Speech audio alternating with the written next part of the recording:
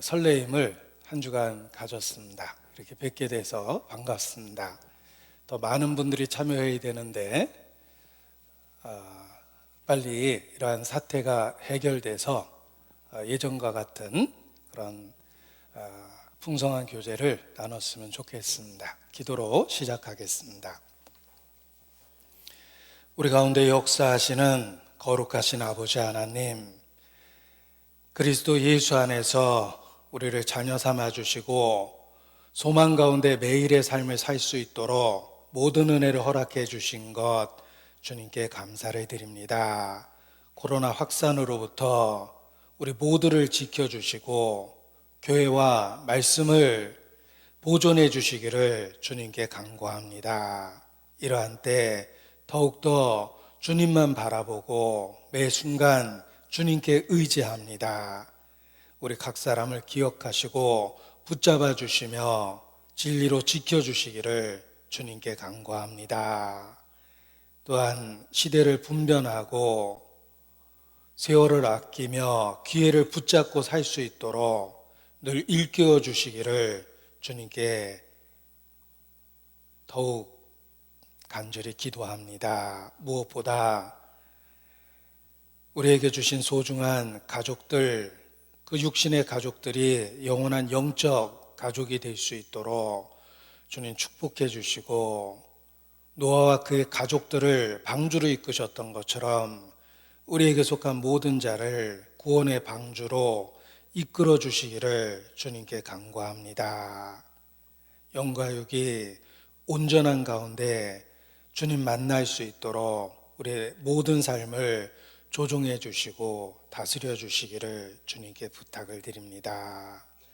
선교지 일선에서 더 어려운 상황 속에서 주님을 섬기는 선교사님들의 사역과 가정도 기억해 주시고 주의 권능과 은혜로 보호해 주시기를 주님 앞에 한 마음으로 기도합니다. 우리 모두 주님 앞에 서는 그날 감춰졌던 모든 것이 드러났을 때 주님께 칭찬만 받고 또 서로 당황스러운 일이 없도록 우리의 모든 삶을 주께서 조종해 주시기를 주님께 부탁을 드립니다. 빛의 자녀로 매일의 삶을 살 수 있도록 있는 그곳에서 주의 능력으로 지켜주시기를 주님께 기도합니다. 이 시간도 함께 하시겠다는 소중한 약속의 말씀을 붙잡고 주님께 온전히 의지하고 부탁을 드립니다. 성령의 감동 감화하심으로 우리 심령의 역사하시며 하나님의 살아계신 영광을 나타내 주시옵소서. 주께 의지합니다. 고마우신 우리 구주 예수님 이름으로 기도합니다. 아멘. 네, 성경 요한복음 6장 35절 말씀입니다. 요한복음 6장 35절.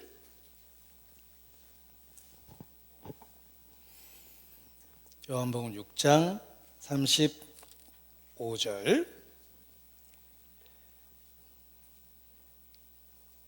제가 읽겠습니다. 예수께서 가라사대 내가 곧 생명의 떡이니 내게 오는 자는 결코 줄이지 아니할 터이요 나를 믿는 자는 영원히 목마르지 아니하리라. 53절. 요한복음 6장 53절. 예수께서 이르시되 내가 진실로 진실로 너희에게 이르노니 인자의 살을 먹지 아니하고 인자의 피를 마시지 아니하면 너희 속에 생명이 없느니라.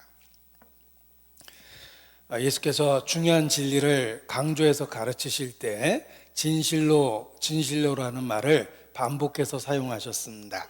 내가 진실로 진실로 너희에게 이르노니 라고 말씀하셨습니다. 이 말이 원어로는 아멘이라는 그 단어인데 우리도 하나님의 말씀을 들을 때에 그 아멘 하는 그런 마음이 있어야 됩니다. 그리고 개인적으로 이러한 말씀을 받아들일 때 그 말씀이 믿는 자 가운데서 역사하느니라 라는 말씀처럼 우리 개인에게 큰 변화를 일으킵니다.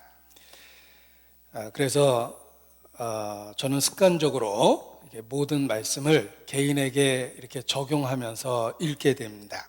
예를 들면 이 말씀도 내가 진실로 진실로 너에게 이르노니 라고 이렇게 읽어서 하나님께서 나 자신에게 개인에게 주시는 말씀으로 이렇게 받아들일 때 그 말씀이 더 마음에 크게 울림이 되는 것을 경험합니다. 하나님의 말씀을 개인적으로 받아들이는 것이 믿음의 한 표현 중에 하나입니다.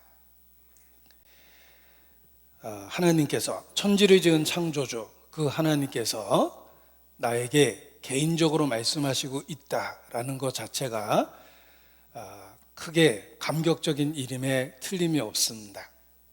하나님과 우리의 관계는 항상 1대1입니다. 대중 속에 자기를 감추고 하나님의 말씀을 소홀히 여기면 안 됩니다. 군중 속에 자기를 감추면 안 됩니다. 생명의 빛은 각 사람에게 비치는 빛이며 진리가 그러합니다. 우리 각 사람에게 주시는 말씀이기 때문에 이 말씀을 개인적으로 적용해서 받아들여야 됩니다. 그래서 믿음으로 모든 말씀을 믿음으로 화합할 때 그 말씀이 믿는 자 가운데서 역사하는 것을 경험하게 되는 것입니다. 예수님은 이 땅에서 많은 기적을 행하셨습니다. 짧은 공생애 3년 반의 공생애를 보내셨음에도 불구하고 많은 이적을 행하셨습니다. 예수님이 행하신 기적, 곧 이적 가운데 대표적인 이적이 바로 오병이어라고 일컬어지는 물고기 2마리와 떡 5덩어리로 5천여 명을 먹이신 그 기적입니다. 오늘도 이 오병이어의 말씀을 그 사건을 통해서 우리에게 주시는 교훈을 묵상할까 합니다. 예수님은 자신을 생명의 떡이라고 선언하시고 자신의 살을 먹고 자신의 피를 마셔야 된다라고 충격적인 표현을 쓰셨습니다. 한 번만 들으면 결코 기억에서 지울 수 없는 충격적인 표현입니다. 원래 기억법, 어떤 사실을 좀 더 효과적으로 기억하기 위한 기억법 중에 하나는 상식을 깨는 충격적인 그 상황으로 말씀을 기억할 내용을 과장해서 받아들이는 것, 이것이 기억법 중에 하나입니다. 예수께서도 이 진리를 마음에 깊이 새겨주고 항상 기억하게 하기 위해서 충격적인 요법을 사용하셨습니다. 비유를 사용하시되 한 번 들으면 결코 잊을 수 없는 그런 충격적인 표현을 사용하셨습니다. 내 살을 먹고 내 피를 마시라. 나는 하늘로서 내려온 떡이다. 이렇게 말씀하셔서 중요한 진리를 마음에 새겨주신 것입니다. 끝까지 혹 믿지 않았던 사람도 그러한 충격적인 표현은 죽을 때까지 기억했을 것입니다. 그것의 참된 의미는 깨닫지도 못하고 또 혹 개인적으로 받아들이지 않았다 하더라도 예수님이 하신 말씀만은 마음속에 기억될 수밖에 없었습니다. 왜냐하면 그 표현 자체가 너무나도 충격적이기 때문입니다. 나는 하늘로서 내려온 떡이다. 내가 곧 생명의 떡이다. 내 살을 먹고 내 피를 마시라 라고 말씀하셨습니다. 예수님은 이러한 말씀을 단지 말만 한 것이 아니라 오병이어 사건이라는 기적과 더불어서 자신을 생명의 떡으로 선언하신 것입니다. 큰 기적을 행하고 그 기적과 관계된 말씀을 주셨기 때문에 더욱더 사람들 속에 기억될 수밖에 없었던 것입니다. 예수님이 행하신 기적을 성경은 표적이라는 단어와 함께 사용해서 설명해 줍니다. 예수께서 이적을 행하셨는데 곧 표적을 행하셨다라는 말로 바꿔서 이렇게 사용합니다. 그 이유는 단순히 신기한 일을 하신 것뿐만 아니라, 단순히 이적을 행하신 것뿐만 아니라 그 이적에는 중요한 의미가 담겨져 있기 때문에 표적이라고 이렇게 말씀하신 것입니다. 예수님이 행하신 모든 이적, 곧 표적에는 예수님이 누구시며 예수께서 무슨 일을 하셨는지를 설명하고 있는 것입니다. 예수 믿는다라는 말을 분석하면 예수님이 누구시고 예수님이 무슨 일을 하셨는가라는 내용이 들어 있습니다. 예수님은 하나님의 거룩하신 자, 곧 하나님의 보내신 자, 하나님의 아들이십니다. 예수님은 무슨 일을 하셨습니까? 자신을 내어주셨습니다. 대속물로 하늘로서 내려온 떡처럼 자신을 내어주셨습니다. 예수님이 행하신 이적에는 이와 같이 예수님이 누구시며 예수님이 무슨 일을 하시는가가 그대로 해석돼서 담겨져 있는 것입니다. 그래서 단순히 기적, 이적을 행하셨다라고 기록된 것이 아니라 표적을 행하셨다라고 특별한 단어를 사용하신 것입니다. 그 기적에는 우리에게 가르쳐주고자 하는 중요한 진리가 담겨져 있기 때문에 표적이다라는 특별한 단어를 사용하셨습니다. 한마디로 오병이어의 기적은 곧 예수님을 가르치기 위해서 행하신 기적입니다. 예수님 자신이 오병이어 자체입니다.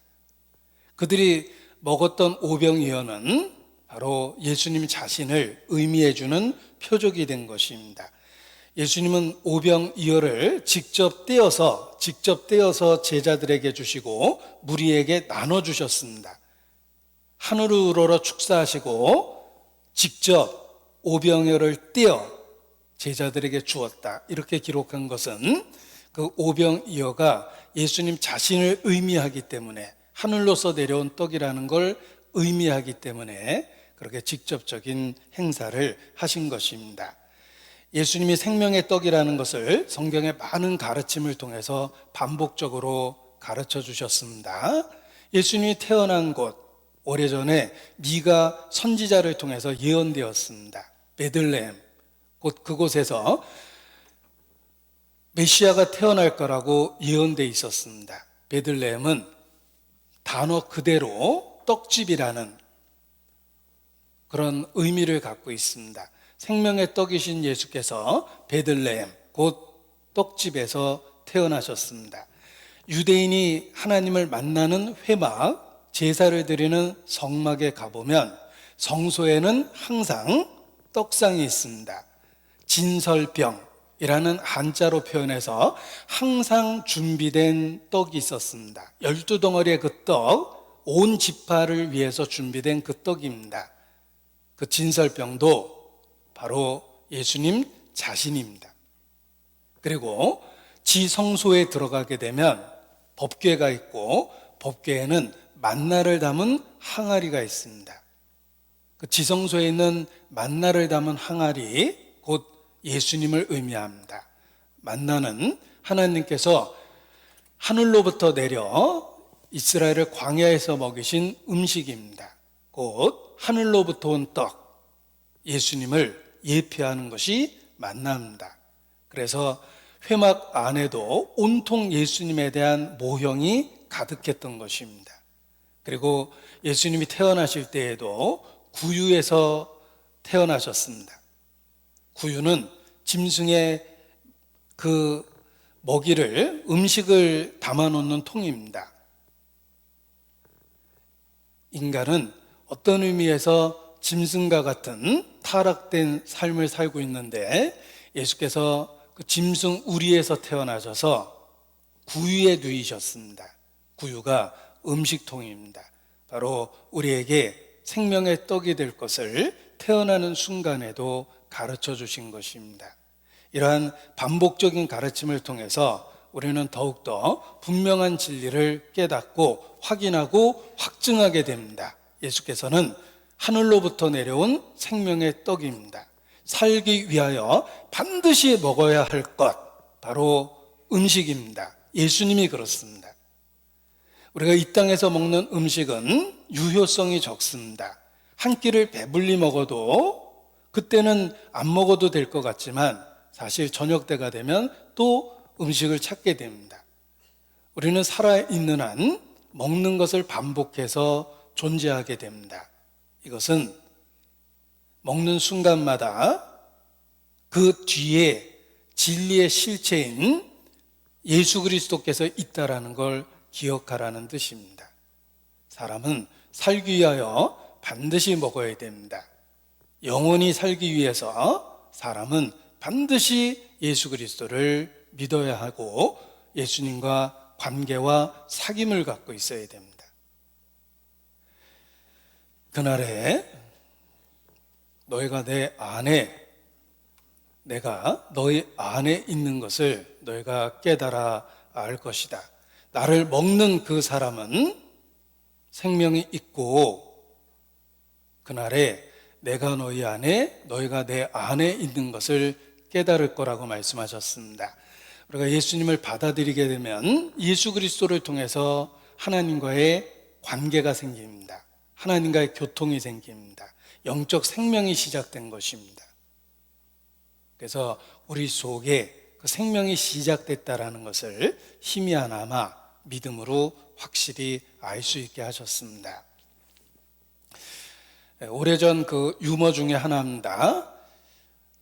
김치만두가 김치에게 사랑을 고백했는데 뭐라고 고백했을까? 김치만두가 김치에게 사랑을 고백했는데 내 안에 너 있다, 이렇게 고백했답니다. 굉장히 심오하게 들리죠? 자, 주님 안에 우리가 있고 우리 안에 주님이 있습니다. 내 안에 너희가 있다 라고 이렇게 말씀하셔서 가장 친밀한 관계가 성립됐다라는 것을 우리에게 가르쳐 주셨습니다. 예수님은 생명의 떡입니다. 그것을 말씀만 하신 것이 아니라 오병이어라는 기적을 행하셔서 그 진리를 확실하게 가르쳐 주신 것입니다. 그래서 이 생명의 떡이라는 이 말씀이 오병이어를 행했던 그 기적 사건에 이어서 기록이 된 것입니다. 표적을 행하고 표적의 의미를 자기와 연결시켜서 설명해 주신 것입니다. 그래서 그 진리가 하나님께로부터 왔다는 것을 기적을 행해서 입증해 주신 것입니다. 자, 요한복음 6장 30절 31절입니다. 요한복음 6장 30절 31절. 저희가 묻되, 그러면 우리로 보고 당신을 믿게 행하시는 표적이 무엇이니까? 하시는 일이 무엇이니까? 자, 예수 믿으세요 라고 권유할 때 우리도 똑같은 의문이 생깁니다. 우리로 보고 당신을 믿게 하시는 표적이 무엇이니까? 하시는 일이 무엇이니까? 왜 예수 믿을까? 라는 의문을 갖게 됩니다. 유대인도 똑같은 질문을 했습니다. 우리로 보고 당신을 믿게 행하시는 표적이 무엇이니까? 이 표적은 예수님을 믿을 수 있는 증거입니다. 예수님이 행하신 기적이 그 자체가 표적입니다. 내가 행하는 그 일이 곧 나를 증거하는 것이다. 보십시오. 아버지께서 내게 주사 하라고 하신 그 일, 예수님이 하시는 일은 예수님 자신이 어떤 의미가 있는지를 우리에게 분명하게 보여줍니다. 예수님은 십자가에 죽으셨습니다. 예수님의 죽음 자체가 하나님께서 예수 그리스도를 통해서 하시는 가장 큰 일입니다. 그 일 자체가 우리에게 증거가 되게 하셨는데 그 대속의 사건을 입증하기 위해서 많은 표적을 함께 행하신 것입니다. 그래서 표적의 의미가 우리로 보고 믿게 하는 증거입니다. 예수님이 하신 기적 자체가 표적이고 그 표적을 통해서 우리는 예수님이 하나님의 거룩한 자이시며 그리고 예수님이 우리에게 어떤 의미가 있는지를 깨닫게 되는 것입니다. 생명의 떡이십니다. 제자들이 끝까지 믿음을 지킨 이유도 이러한 진리를 보고 붙잡았기 때문입니다. 제자들은 끝까지 믿음을 지키게 됩니다. 그 이유를 제자들의 고백 속에서 알 수 있는데 요한복음 6장 69절입니다. 요한복음 6장 69절. 우리가 베드로뿐만 아니라 이 말을 하고 있는 베드로뿐만 아니라 제자들의 공통된 고백입니다. 69절. 우리가 주는 하나님의 거룩하신 자인 줄 믿고 알았삼나이다. 그들이 신앙을 지킬 수 있었던 이유는 예수님이 누구신지 표적을 통해서 계속해서 확인하고 확증했기 때문입니다. 예수님이 행하시는 표적은 예수님이 하나님의 보내신 자라는 걸 입증해 주고 있습니다. 그래서 주는 하나님의 거룩하신 자인 줄 믿고 알았사나이다. 제자들이 그렇게 고백하고 있는 것입니다. 그리고 68절. 시몬 베드로가 대답하되 주여 영생의 말씀이 계심에 우리가 뉘게로 가오리까. 그들이 신앙을 지킬 수 있었던 이유는 예수님은 하나님의 보내신 거룩한 자이며 예수님을 통해서 우리에게 하나님께서 영생을 주시고자 한다라는 것을 알았고 여러 표적을 통해서 계속해서 확인받았기 때문에 그런 것입니다. 우리도 마찬가지입니다. 우리는 성경을 통해서 계속해서 예수님이 누구신지 확인하고 확증합니다. 예수님은 하나님의 거룩하신 자이며 하나님의 보내신 자이며 하나님의 독생자, 하나님이 육체를 갖고 이 땅에 오신 분입니다. 그 사실을 확인하고 확증합니다. 뿐만 아니라 그가 무슨 일을 하셨는지를 계속해서 성경을 통해 확인받습니다. 그는 온 세상 죄를 위한 속죄 제물이 되셨습니다. 그것을 생명의 떡이라는 방법으로 또한 확인시켜주고 있는 것입니다. 그래서 우리도 제자들처럼 이러한 많은 증거를 붙잡고 계속해서 예수님에 대한 신앙을 고백할 수 있게 되는 것입니다. 예수님이 행하신 표적을 단지 신기한 일이라고만 보는 것은 어리석은 것입니다.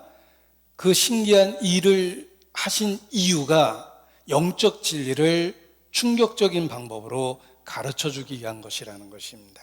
그래서 그 이적을 행하신 예수님의 모습 속에서 우리는 신앙을 확인하고 확증받으며 더 굳건하게 계속해서 서 있을 수 있는 것입니다. 요한복음 20장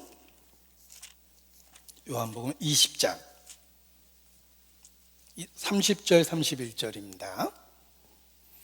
요한복음 20장 30절 31절.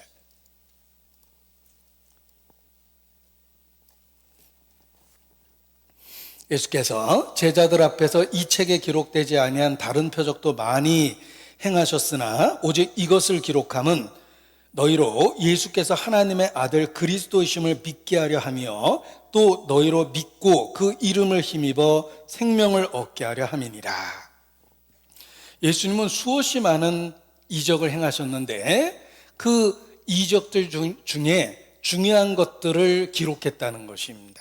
그리고 그 중요한 것을 기록한 이유를 표적이다라는 단어를 통해서 설명해 주며 이것을 표적이라고 일컬은 이유는 예수께서 하나님의 아들 그리스도이심을 믿게 하고 또 믿고 그 이름을 힘입어 생명을 얻게 하려 하는 것, 이것이 기록된 목적입니다. 우리도 성경의 모든 기록을 읽을 때마다 또 예수께서 행하신 기적을 볼 때마다 우리가 이미 믿고 있는 진리의 확실함을 더욱 확인받는 것입니다. 주는 하나님의 거룩한 자이시며 그는 우리에게 영생을 주시게 한 생명의 떡이시다 라는 진리를 확인받을 수 있는 것입니다. 예수께서 오병이어의 놀라운 기적을 행하셨을 때 홀로 산에 오르셨습니다. 그리고 제자들만 따로 원래 있었던 가버나움으로 되돌아가게 하셨습니다. 그래서 돌아갈 방법이 타고 오신 배가 없었기 때문에 돌아갈 방법이 없어진 겁니다. 요한복음 6장의 상황을 보겠습니다. 6장 15절. 오병이어의 기적을 행하신 그때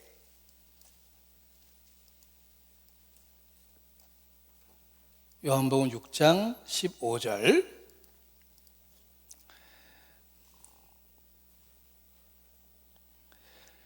그러므로 예수께서 저희가 와서 자기를 억지로 잡아 임금 삼으려는 줄을 아시고 다시 혼자 산으로 떠나가시니라. 그러니까 제자들만 배를 타고 먼저 돌아가게 하셨고 예수님은 기적을 행하신 이후에 홀로 산으로 올라가셨습니다. 그것은 하나님과 함께 있을 조용한 시간을 갖기 위해서입니다. 우리의 개인의 삶도 함께 하고 있는 시간도 필요하지만 그 시간 이후에 하나님과 개인적으로 1대1로 있을 시간이 있어야 됩니다. 그것이 경건을 유지할 수 있는 방법입니다. 우리가 함께 있는 때만 신앙생활을 한다면 틀림없이 곧 위선자가 될 것입니다. 사람들에게 보이는 신앙을 갖게 됩니다. 그러나 함께 있고 그 후에 하나님과 1대1로 있는 시간을 가질 때 더욱더 신앙에 새로운 힘을 받게 되는 것입니다. 예수께서 그러하셨습니다. 예수님은 기적을 행하신 이후에 무리와 구별돼서 하나님 앞에 개인적으로 독대하는 시간을 가졌습니다. 우리도 마찬가지예요. 이와 같이 함께하는 시간이 있고 그리고 그 후에는 하나님과 개인적으로 독대하는 시간이 있어야 됩니다. 그것이 경건을 유지할 수 있는 방법입니다. 자, 문제는 제자들이 먼저 하나밖에 없는 배를 타고 가버나움으로 돌아갔다는 것입니다. 예수님은 할 수 없이 바다를 걸어서 가십니다. 그런데 이 모든 것도 신적 지혜에 의해서 미리 계획된 것임에 틀림이 없습니다. 제자들은 먼저 출발했음에도 불구하고 아직 도착하지 못했습니다. 왜냐하면 풍랑을 만나서 배가 나아가지 못하고 있었습니다. 그래서 한밤중이 됐는데도 배는 여전히 풍랑 속에 갇혀 있었습니다. 그때 예수께서 바다 위를 걸어서 제자들에게 나타나십니다. 뱃삭이 비싸서 걸어온 게 아니라고 그랬습니다. 예수님이 걸어오신 이유는 예수님이 누구신지를 이적을 통해서 가르쳐 주고자 하신 겁니다. 도대체 누구시길래 오병이어의 기적을 행하실 수 있었을까? 도대체 누구시길래 바다를 걸어서 오실 수 있었을까? 예수님은 그러한 기적을 행함으로 자신이 누구시며 무슨 일을 하시는지를 보여준 겁니다. 오병이어의 기적은 하늘에서 온 양식을 통해서 생명을 얻을 것이며 하나님께 얻은 그 생명으로 인하여 풍랑 위를 걸어서 다닐 정도의 능력을 얻게 될 것이다 라는 것을 제자들에게 가르쳐 주신 것입니다. 그래서 이러한 기적이 연이어 이렇게 일어난 것입니다. 오병이어의 기적, 그 후에 무리를 걸어오셨습니다. 이것은 하나님의 말씀을 통해서 우리는 세상을 이길 위를 걸을 수 있는 능력을 얻게 된다라는 것을 가르쳐 주신 것입니다. 그리고 이러한 표적을 통해서 우리는 예수님이 누구신지를 더욱 확증하게 됩니다. 하나님의 거룩한 자이십니다. 제자들도 풍랑 위를 걸어오는 예수님을 보고 예수님에 대한 신앙을 고백할 수밖에 없었습니다. 동일한 본문입니다. 마태복음 14장입니다. 마태복음 14장 33절 똑같은 상황 속에서 기록된 말씀입니다. 마태복음 14장 33절 제자들은 연속적인 기적을 경험하게 됩니다. 그리고 예수님 앞에 신앙을 고백할 수밖에 없었습니다. 33절 배에 있는 사람들이 예수께 절하며 가로되 진실로 하나님의 아들이로소이다 하더라. 자, 이것이 표적에 대한 올바른 이해를 통해서 고백하게 된 것입니다. 예수님 행하신 이적은 단지 놀라운 일을 행하신 것이 아니라 예수님이 누구신지를 분명하게 보여준 것입니다. 제자들은 그 기적을 보면서 예수님이 누구신지를 더욱더 확인하고 확증하게 되는 것입니다. 그래서 예수님 앞에 엎드러졌습니다. 절하며 가로되 진실로 하나님의 아들이로소이다. 우리도 우리의 삶 속에 역사하시는 주님을 경험할 때마다 그 앞에 엎드려 절하는 것이 마땅합니다. 그리고 예수님 앞에 개인적인 신앙의 고백을 해야만 합니다. 진실로 하나님의 아들이십니다. 우리가 믿고 있는 그분이 누구신지를 더욱더 삶을 통해서 경험하게 되는 것입니다. 그래서 이 매일의 삶 속에서 우리도 동일하게 고백하는 것이 마땅합니다. 주님이 누구신지를 인식하면서 사는 것입니다. 진실로 하나님의 아들이십니다. 예수님은 제자들을 이러한 표적을 통해서 결코 잊어버릴 수 없는 그 방법으로 진리를 마음에 깊이 새겨주신 것입니다. 돌아가시기 전날도 동일한 방법으로 진리를 그들 마음에 깊이 새겨주셨습니다. 돌아가시기 전날 함께했던 제자들과 시간을 보내고 있습니다. 여러분이 죽기 전날 무엇을 하고 싶습니까? 보던 연속극 마저 보시겠습니까? 임종 직전에 그 전날 무엇을 하시겠습니까? 사랑하는 사람과 함께 시간을 보내고 싶을 겁니다. 홀로 격리된 병실에서 임종을 맞이하고 싶진 않을 것입니다. 임종 그 직전에 사랑하는 사람과 함께 있고 싶을 겁니다. 예수님도 돌아가시기 바로 전날 사랑하는 제자들과 함께 했습니다. 그때 성찬식의 규례를 정하시며 떡을 떼어 나눠주셨습니다. 먹어라, 내 살이라. 잔을 가지고 축사하시고 또 제자들에게 주셨습니다. 받아 마시라, 내 피니라. 돌아가시기 전날도 성찬식을 통해서 예수님이 왜 죽음을 맞이하는지를 분명하게 가르쳐 주신 것입니다. 그리고 이 떡을 뗄 때마다, 이 잔을 마실 때마다 나를 기념하라 라고 명령하셨기 때문에 교회도 기회가 될 때마다 성찬의 의식을 행하고 있습니다. 예수님은 돌아가시기 전날에도 이러한 진리를 실제에 함께 식사를 나누는 그 순간에 그들 마음에 깊이 새겨주신 것입니다. 그래서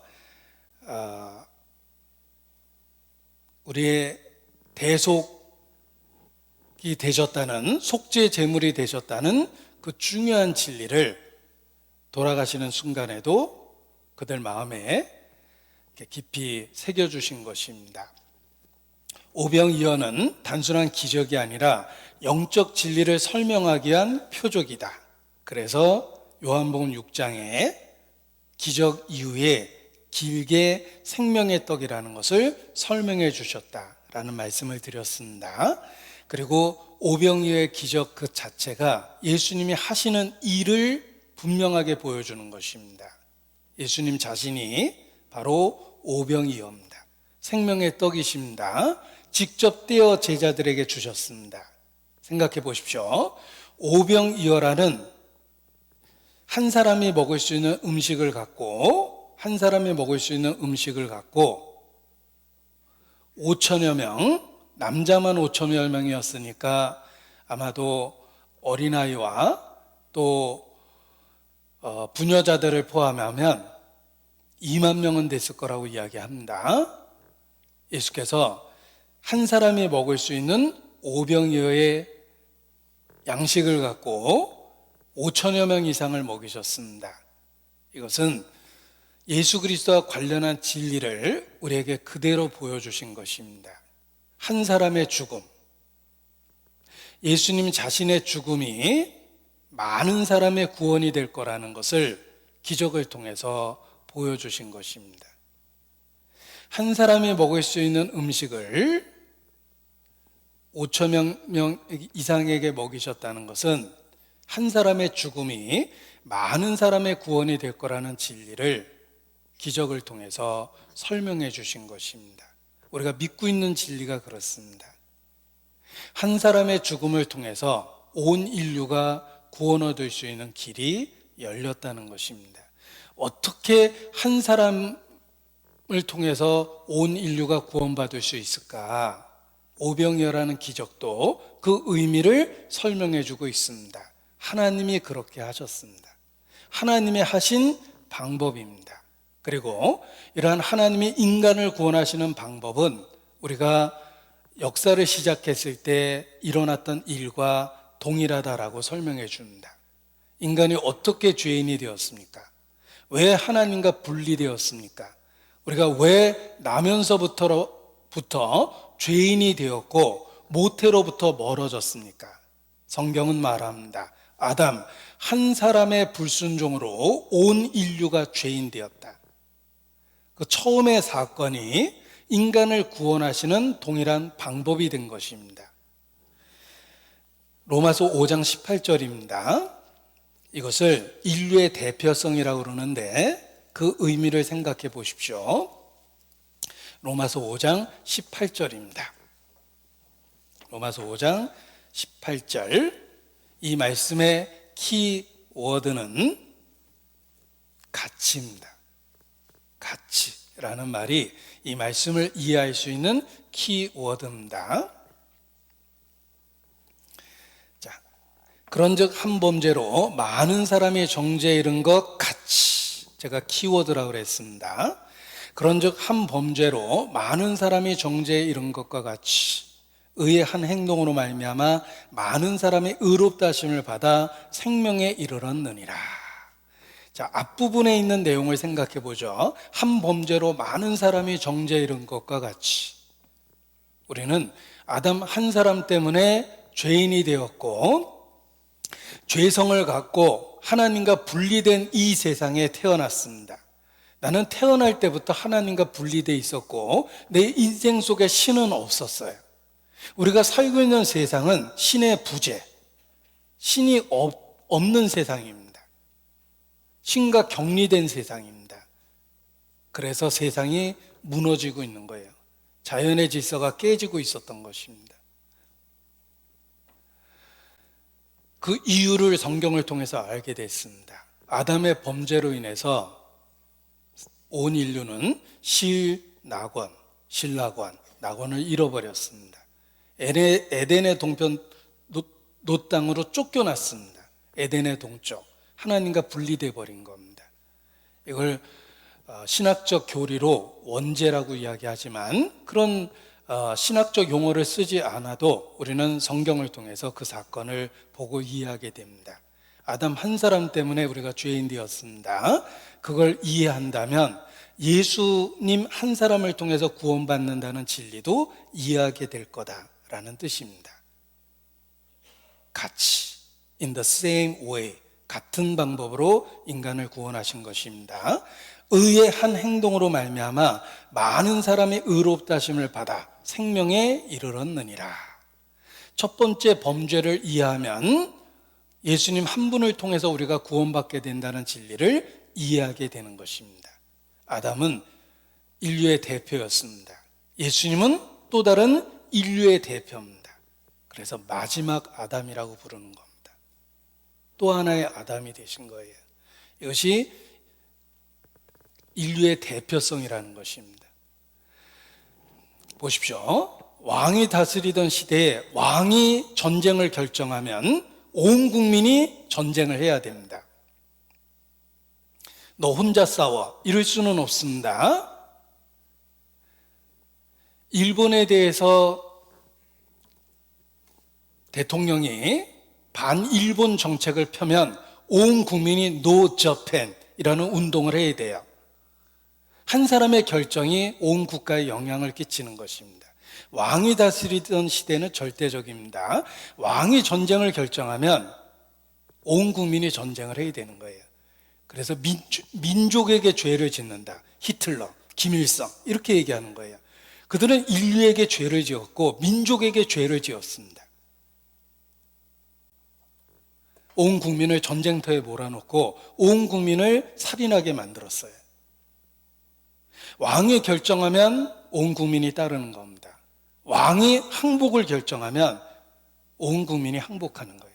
왕이 평화를 선언하면 온 국민이 평화를 경험하게 됩니다. 그것이 대표성입니다. 아담은 인류를 타락시킨 대표. 이와 같이 in the same way라고 제가 영어를 표현했는데 쉬운 번역이 그렇습니다. 같은 방식으로 하나님이 인간을 구원하셨다는 뜻입니다. 그래서 의의 한 행동으로 말미암아 예수님의 죽음입니다. 온 인류를 구원하게 하셨습니다. 그래서 예수님 믿으면 구원을 받는 겁니다. 내 결정과 상관없이 나는 죄인이 됐습니다. 아담 때문에. 내가 선을 행하든 악을 행하든 내가 예수님을 믿음으로 말미암아 예수님 때문에 의인이 된다. 이런 것이 하나님이 인간을 구원하시는 방법이라는 것입니다. 그래서 이 말씀의 키워드는 같이. 앞의 사건을 이해해야 하지만 뒤의 사건을 이해할 수 있다. 이런 뜻입니다. 19절도 마찬가지예요. 19절의 키워드도 같이입니다. 한 사람의 순종치 아니함으로 많은 사람이 죄인이 된 것과 같이. 경험적으로 사실입니다. 우리 안에는 불순종의 의지가 가득하고 죄성이 가득합니다. 나는 죄와 관련해서는 자연스럽습니다. 시기, 미움, 질투, 분노, 탐욕, 탐식, 음란, 이건 노력하지 않아도 내 안에 자연스럽게 있습니다. 내가 선택한 게 아닙니다. 나는 경험적으로 아담 때문에 죄인 됐다는 진리를 받아들일 수밖에 없습니다. 내가 선택한 상태가 아닙니다. 내 안에 선을 행할 능력이 없습니다. 이건 내가 선택한 게 아니에요. 이와 같이 예수 그리스도를 통해서 우리가 구원을 받는다는 것입니다. 그래서 한 사람의 순종치 아니함으로 많은 사람이 죄인이 된 것과 같이라는 첫 사건을 이해한다면 그 다음 사건도 이해할 수 있다는 뜻입니다. 한 사람의 순종하심으로 많은 사람이 의인이 되리라. 예수 믿고 의인이 되는 겁니다. 이것이 하나님이 정하신 법입니다. 하나님의 통치를 다스릴 때, 통치를 받아들일 때 왕의 결정이 곧 나의 결정이 됩니다. 왕이 결정했다면 전쟁해야 되고, 왕이 결정했다면 무기를 내려놓고 항복해야 되고, 왕이 결정했다면 평화를 누릴 수도 있는 겁니다. 하나님의 주권입니다. 내가 죄인 된 것은 경험적으로 사실이에요. 그 원인을 알게 됐어요. 아담 때문이에요. 언제라고 표현했죠? 내가 의인 된 것도 마찬가지입니다. 나는 예수님을 믿기만 하면 값없이 의인이 됩니다. 천국에 갈 수 있습니다. 하나님이 정하신 방법입니다. 고린도전서 15장입니다. 고린도전서 15장 22절. 고린도전서 15장 22절입니다. 키워드는 같이. 아담 안에서 모든 사람이 죽은 것 같이. 이걸 먼저 이해해야 됩니다. 그리스도 안에서 모든 사람이 삶을 얻으리라. 우리는 아담 안에서 죽음을 경험했습니다. 영적으로 죽어서 태어났습니다. 그렇다면 틀림없이 그리스도 안에서 삶을 얻습니다. 동일한 원리가 적용된다는 거예요. 15장 45절. 성경은 반복적으로 진리의 확실성을 가르쳐 줍니다. 45절. 역시 키워드는 같이입니다. 기록된 바 45절. 기록된 바 첫사람 아담은 산영이 되었다함과 같이 마지막 아담은 살려주는 영이 되었나니. 마지막 아담은 예수님 자신입니다. 아담의 운명이 예수 그리스도로 말미암아 끝나고 새로운 것을 주시겠다는 뜻입니다. 마지막 아담은 살려주는 영이 되었습니다. 우리는 예수님을 통해서 완전한 새로운 역사의 출발을 할 수 있는 것입니다. 이 육신의 삶을 완전히 끝내고 그리스도는 우리 안에서 새로운 삶을 시작합니다. 마지막 아담은 살려주는 영이 되었기 때문입니다. 자, 오병이어의 사건은 기적입니다. 하나님만 일으킬 수 있는 기적입니다. 한 사람이 먹을 수 있는 음식의 양을 갖고 5천여 명을 먹이셨습니다. 예수님 자신이 생명의 떡이며 오병이어 자체입니다. 예수님은 자신의 생명을 통해서 많은 사람에게 생명을 주시는 것입니다. 하나님이 행하시는 기적이며 이 기적을 일으킨 그 뒤에는 하나님의 지혜가 있고 하나님의 사랑이 있는 것입니다. 이것이 예수님을 믿는 원리가 되는 것입니다. 그래서 단순한 기적의 이야기가 아니라 우리가 예수님을 믿는 진리를 확인하고 확증하는 사건이 되는 것입니다. 오병이어. 자, 예수님은 생명의 떡입니다. 우리를 영생하도록 우리에게 주신 생명의 떡입니다. 음식을 생각해 보십시오. 음식은 일회성이 아닙니다. 살아있는 한, 존재하는 한 계속적으로 음식을 먹어야지 생명을 유지할 수 있습니다. 예수님은 하늘로서 내려온 생명의 떡이며 영생할 수 있도록 그 상태를 유지시켜주는 생명의 떡입니다. 에덴 동산에 먹으면 죽는 선악과가 있었고 먹으면 영생하는 생명나무가 있었고 영원한 세계에도 생명나무의 열매가 있다라고 기록되어 있습니다. 예수님 자신입니다. 예수님은 우리에게 영생하는 양식이 됐으며 우리에게 존재하는 한 항상 공급되는 생명의 떡입니다. 영생하기 위해서 우리에게 주신 생명의 떡입니다. 우리에게 생명을 주시고 생명을 유지케 하는데 그 공급이 영원히 약속되어 있는 것입니다. 예수 그리스도로 말미암아 우리는 영생을 얻고 그 영원한 생명을 유지한다는 것입니다. 그래서 음식에 비유한 겁니다. 음식은 일회성이 아니라 지속성과 반복성을 갖고 있습니다. 우리는 예수 그리스도를 통해서 영생을 얻고 영생을 유지하고 영원히 존재하게 되는 것입니다. 예수님은 영원히 계신 분이고 우리에게 영원한 양식이 되신 겁니다. 결코 마르지 않는 샘이 되고 없어지지 아니하는 음식의 근원이 된 겁니다. 그래서 하늘로서부터 내려온 떡이다 이렇게 말씀하신 것입니다.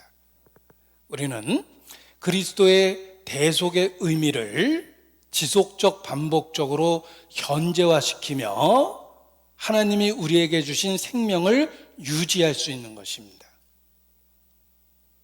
예수님은 하나님 우편에 계십니다. 중보자로 그 자리에 계십니다. 그래서 지속적으로 우리와 관계를 유지하고 사귐을 유지할 수 있는 것입니다.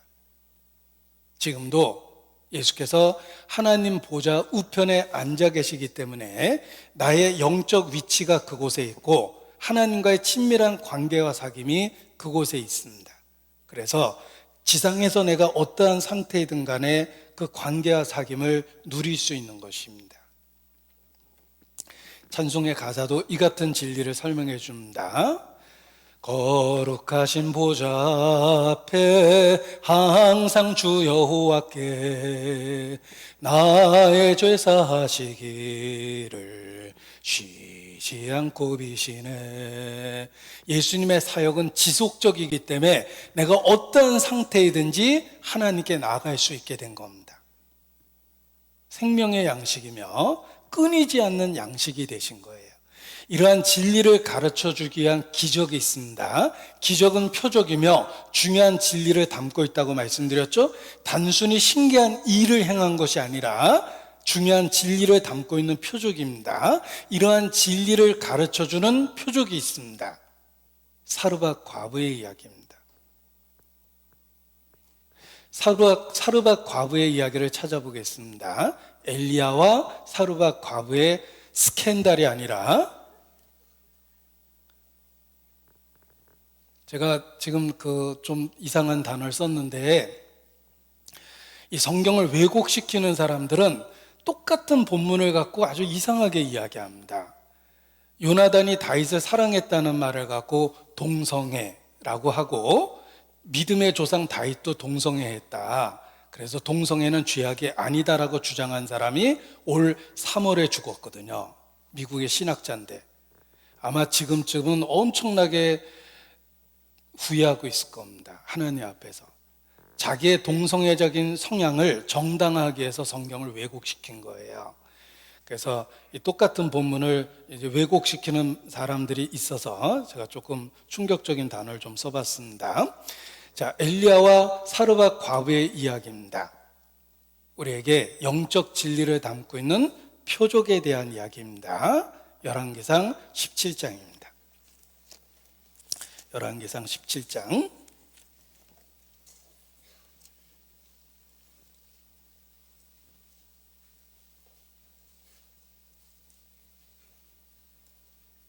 14절입니다. 열왕기상 17장 14절.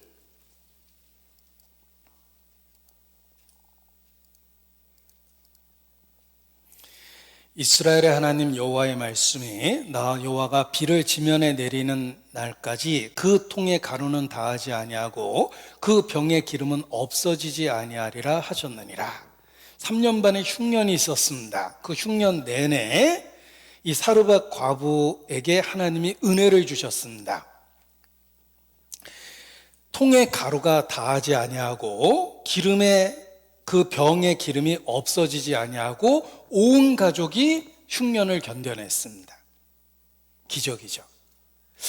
한때는 이렇게 생각했습니다. 야, 하나님이 그 통의 가루가 그게 얼마나 될까? 기름병, 그 기름이 얼마나 될까? 왜 이렇게 손이 작어? 크게 그냥 집 앞에 가득 쌓아 두셨으면 한 번에 더 받으면 더 크게 기뻤을 텐데, 이런 생각을 해봤는데 저의 짧은 소견입니다. 한 번에 다 주셨으면 어떻게 됐을까요? 기쁨도 한 번이에요. 3년 반 내내 주셨습니다. 하나님께서 3년 반 내내 자기를 기억하고 있다는 매일의 기쁨을 가질 수 있었을 거예요. 단지 가루가 있고 기름이 있다가 아닙니다. 자기를 잊지 않고 매일 챙겨주신다는 기쁨이 있을 거예요. 그래서 그 기쁨을 흉년이 끝나는 날까지 주신 겁니다. 단 한 번 주신 게 아니라는 거예요. 게다가 한 번에 다 주셨으면 사르밧 과부는 흉년에 틀림없이 강도당했을 겁니다. 야, 거기 양식 있는 얘기 들었어? 틀림없이 소문나서 강도당했을 겁니다. 딱 주실 만큼 흉년 끝날 때까지 은혜를 주신 거예요. 이 사르밧 과부의 이야기, 기적, 곧 표적을 보십시오. 그 표적 속에서 무엇을 보셨습니까? 신기하다가 아닙니다. 그 미천한 한 여자에게 주신 은혜가 나 같은 죄인에게 주신 은혜를 예표하며, 우리가 살고 있는 인생은 3년 반의 흉년과 가뭄과 똑같습니다. 우리를 끝날까지 지키실 거라는 걸 약속해 주셨어요. 통의 가루로 채워주시고 병의 기름을 채워주십니다. 내가 신앙을 지킬 수 있는 매일의 양식을 주십니다. 이 사르밧 과부의 이야기는 예수님이 모든 성도에게 하시는 일을 표적으로 설명해 준 겁니다. 이 사르밧 과부만 감격할 수 있는 게 아니에요. 우리도 이 땅에 존재하는 한 매일의 삶을 감동과 감사로 지낼 수 있습니다. 오늘도 채워주셨어요. 내가 신앙을 지키고 살 수 있는 충분한 은혜를 주셨어요. 이 가뭄 중에, 이 흉년 중에. 믿지 않는 이웃을 보십시오. 그들은 영적으로 죽어가고 있어요. 자기가 죽는다는 것조차도 깨닫지 못하는 미련함 속에서 죽어가고 있습니다. 그런데 주님은 나를 기억하시고 오늘의 양식을 주셨어요. 주님은 내게 매일 생명의 떡이 되십니다. 그래서 하나님과의 관계와 사귐이라는 영적 생명을 매일 유지시켜주고 계십니다. 이 사르밧 과부의 이야기가 성도에게 주시는 축복에 대한 예표입니다. 그래서 잊지 말라고 흉년 중에 하나님이 떡과 기름을 주신 것으로 비유해 주신 겁니다. 엘리사의 이야기 속에도 있습니다. 이 오병이어의 기적은 엘리사의 이야기 속에도 있습니다. 열왕기하 4장입니다. 구약 성경을 대표하는 선지자는 엘리야와 엘리사입니다. 42절, 열왕기하 4장 42절.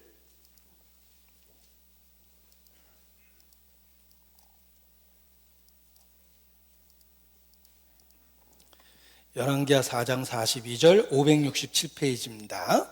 한 사람이 바알 살리아에서부터 와서 처음 익은 식물 곧 보리떡 20과 또 자루에 담긴 채소를 하나님의 사람에게 드린지라.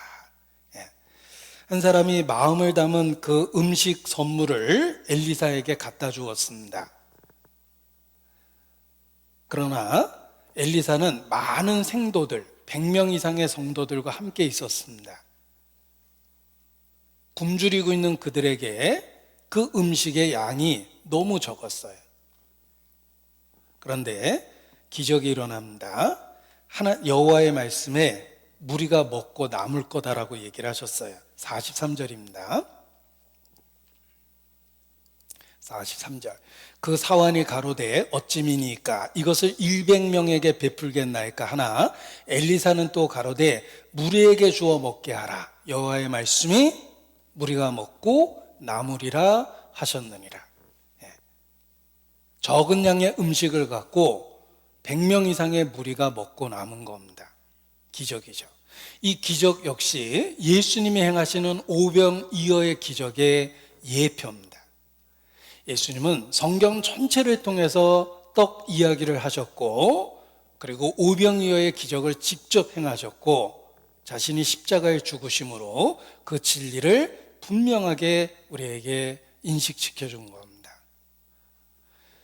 매일의 삶에서 우리는 생명의 떡인 예수님을 먹고 마셔야 됩니다.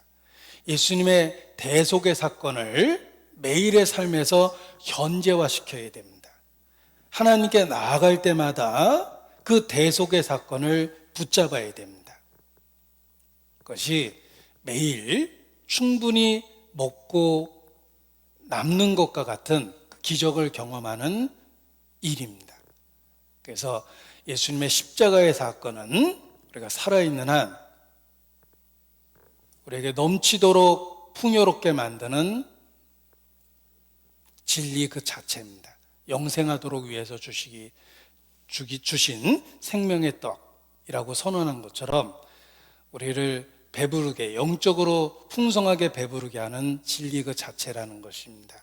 그래서 음식은 단 한 번 먹는 것이 아니라 살아있는 한 반복해서 섭취하고 생명을 유지하는 것처럼 생명의 떡 대신 예수님에 대한 진리는 단 한 번 받아들이는 것이 아니라 그 진리를 매일의 삶에서 현재화하는 것입니다.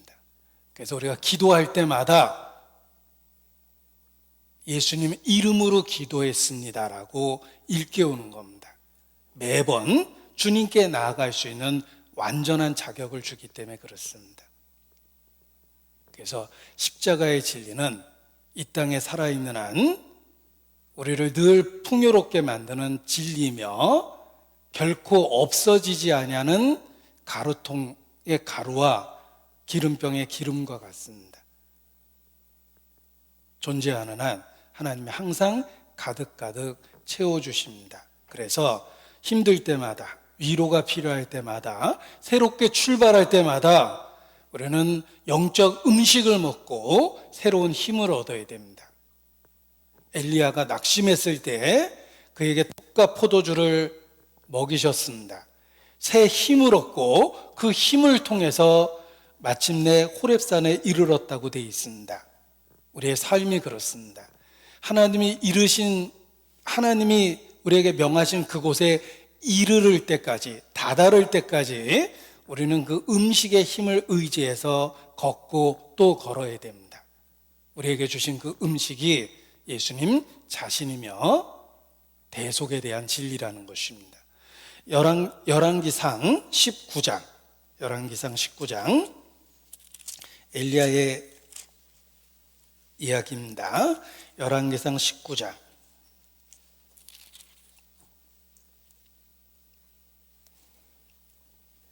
8절입니다. 열왕기상 19장 8절.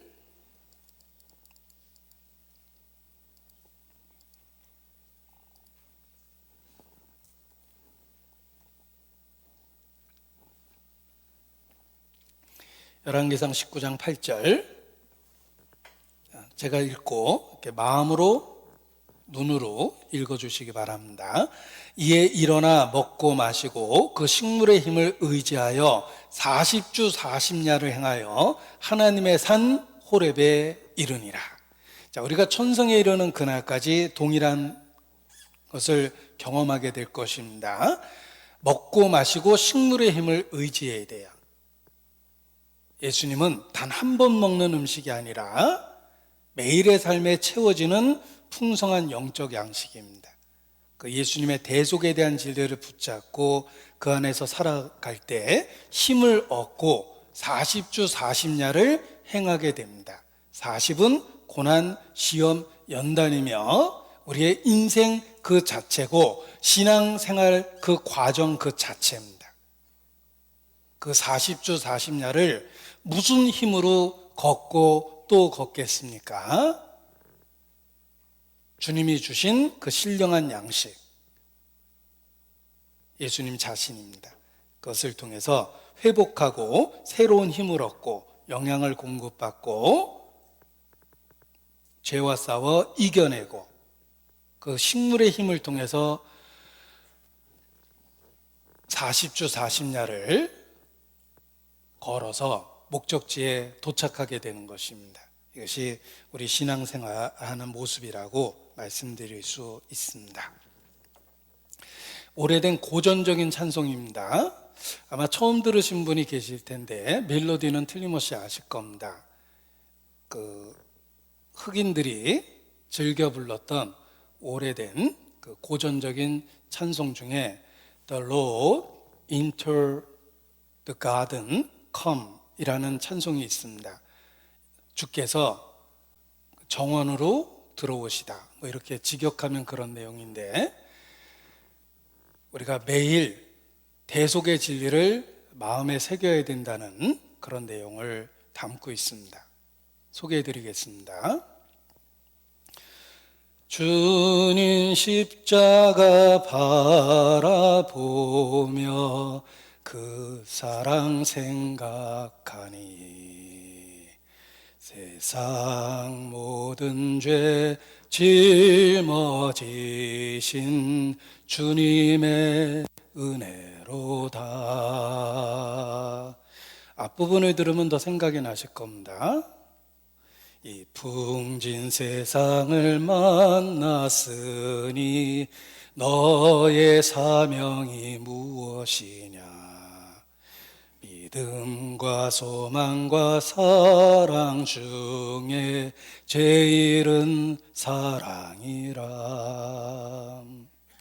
주님 십자가 바라보며 그 사랑을 생각하니 세상 모든 죄 짊어지신 주님의 은혜로다. 이게 이제 동양적 우리 감성에도 잘 맞는 멜로디를 갖고 있습니다. 그런데 오래된 그 고전적인 찬송입니다. 유행가 불렀다고 이렇게 생각하는 분 계시는 것 같은데, 원래 오래된 찬송의 멜로디를 이렇게 한국에서 즐겨 부르다 보니까 그 이제 유행가 가사로 이렇게 개사돼서 사람들에게 알려졌습니다. 제가 TV 보다 깜짝 놀랐어요. 찬송이 나오길래, 야, 텔레비전도 드디어 저기 개종했구나, 회심했나 보다 그랬더니 잘 들어보니까 찬송가 멜로디인데 가사를 개사한 노래입니다. 그게 바로 희망가입니다. 그런데 그 가사가 그렇습니다. 주님 십자가 바라보며 그 사랑 생각하니 세상 모든 죄 짊어지신 주님의 은혜로다. 그 진리가 매일의 삶을 회복시키는 진리라는 거예요. 영생하도록 우리에게 주신 양식과 같다는 것입니다. 그래서 음식은 매일 섭취하는 것처럼 이러한 진리도 우리가 날마다 힘을 얻기 위해서 우리에게 필요한 진리이다라고 말씀드리는 것입니다. 예수님은 생명의 떡입니다. 요한복음 6장 다시 봅니다.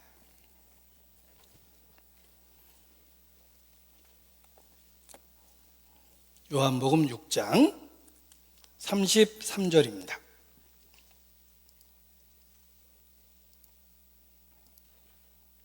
요한복음 6장 33절. 하나님의 떡은 하늘에서 내려 세상에게 생명을 주는 것이니라. 예수님 자신을 이렇게 선언해 주셨습니다. 내가 곧 생명의 떡이다. 살기 위하여 반드시 먹어야 할 것, 떡입니다. 음식입니다. 영적으로 살아남기 위해서 반드시 먹어야 할 것, 바로 생명의 떡인 예수님 자신입니다. 그래서 예수님을 믿을 수밖에 없는 것입니다. 그런데 곡식을 옆에 두고 굶어 죽는 사람처럼, 물가에서 갈증으로 목말라 죽는 사람처럼 스스로 죽음을 선택하는 어리석은 사람들, 그것이 불신자입니다. 불신자는 가장 어리석은 선택을 하는 사람입니다. 그들은 풍성한 양식을 쌓아두고도 굶어 죽는 것과 같습니다.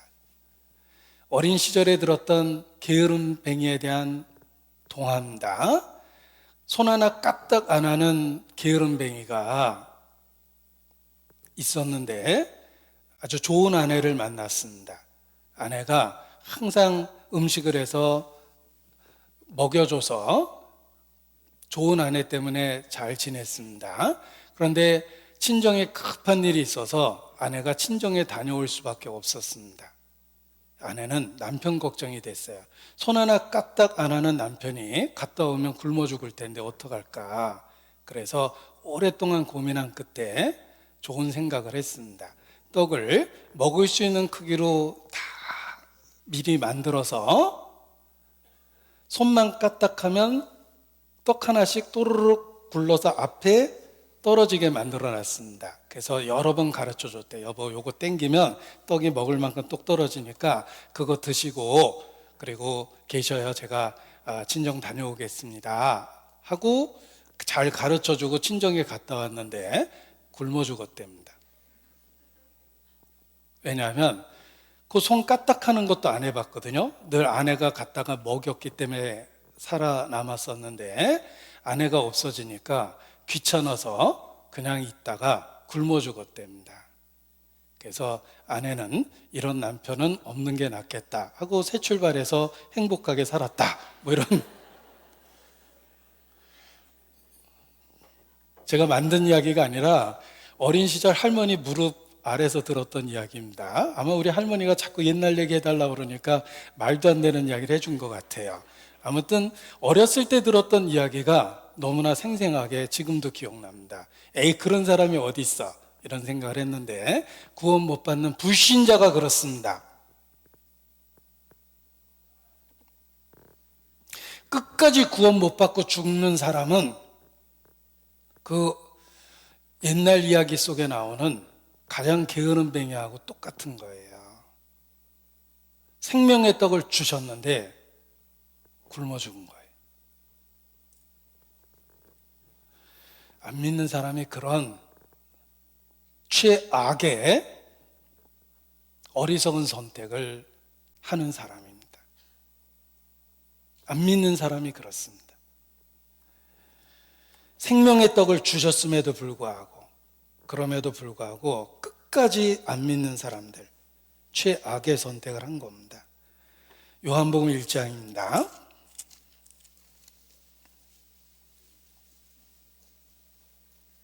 10절 11절. 요한복음 1장 10절 11절. 그가 세상에 계셨음에 세상은 그로 말미암아 지은 바 되었을 때 세상이 그를 알지 못하였고, 불행은 여기서 시작됩니다. 하나님이 만든 모든 것을 누리고 살면서도 창조주에 대해서 전혀 알지 못합니다.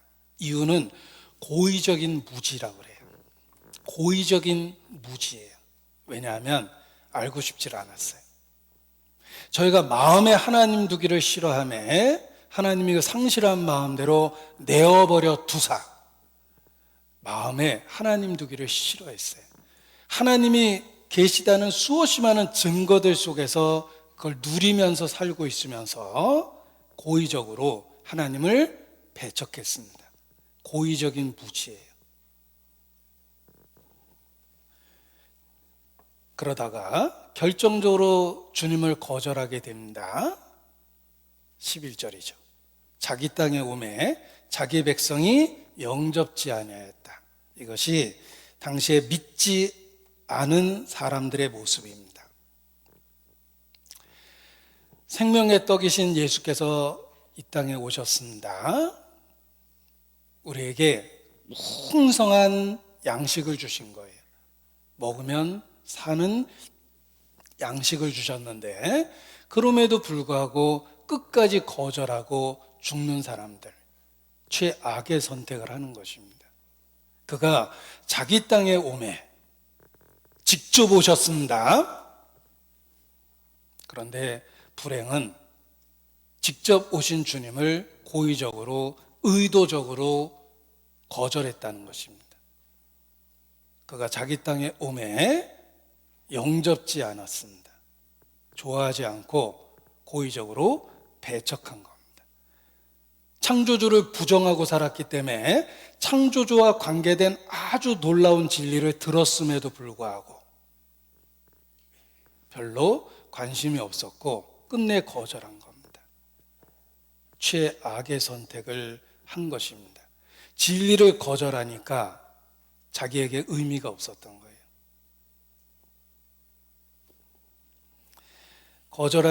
이 멸망하는 사람이 그렇습니다. 멸망하는 사람은 최악의 선택을 하는 거예요. 거절하니까 더더욱 진리를 못 깨닫게 되는 겁니다. 마태복음 11장 14절입니다. 마태복음 11장 14절.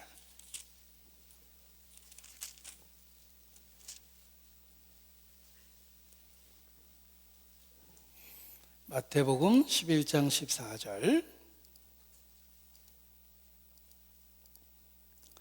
만일 너희가 즐겨 받을진대 오리라 한 엘리야가 곧 이 사람이니라.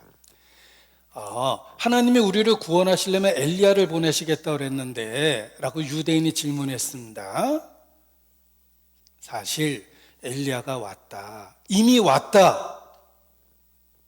너희가 정말 진리를 찾는다면 그 엘리야가 세례 요한이라는 걸 알았을 텐데 이미 왔는데 너희가 거절하니까 이미 온 엘리야를 못 알아본 거다. 그를 멸시했다. 즐겨 받을진대 오리라 한 엘리야가 곧 이 사람이라. 세례 요한에 대해서 얘기한 겁니다. 그들은 엘리야를 기다린다고 말했습니다. 그런데 중심에서는 솔직히 원치 않았어요. 그러다 보니까 오신 분을 못 알아봤던 거예요. 그것이 당시 유대인의 상태입니다. 17장, 마태복음 17장 11절, 마태복음 17장 11절. 예수께서 대답하여 가라사대 엘리야가 과연 먼저 와서 모든 일을 회복하리라. 내가 너희에게 말하노니 엘리야가 이미 왔으되 사람들이 알지 못하고 임의로 대우하였도다. 인자도 이와 같이 그들에게 고난을 받으리라 하시니. 자, 그들은 말로는 엘리야를 기다린다고 수백 년 동안 말했습니다. 하나님이 말라기 선지자를 통해서 엘리야를 보내겠다는 약속을 주셨습니다. 그들은 말로는 400년 동안 엘리야를 기다린다고 했지만 막상 예언을 성취하고 온 세례 요한 엘리야를 못 알아봤어요. 그를 비난하고 조롱하고 죽는데 방치시켰습니다. 인자도 이와 같을 것이다.